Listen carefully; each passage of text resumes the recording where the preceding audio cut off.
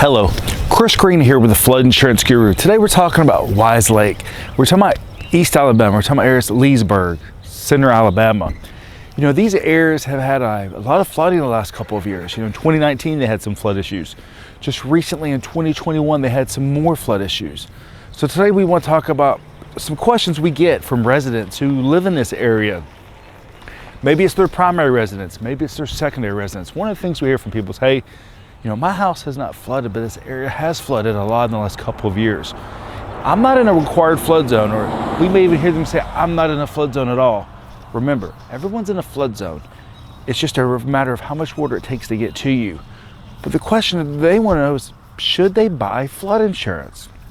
Look, whether you live on Weiss Lake or you live in any other lake area, we always highly recommend carrying flood insurance. The reason is, you know, during the spring, maybe you have runoff, maybe you have severe thunderstorms like we've seen in 2019 and 2021 in this area that causes a lot of flooding because the pools get higher than normal.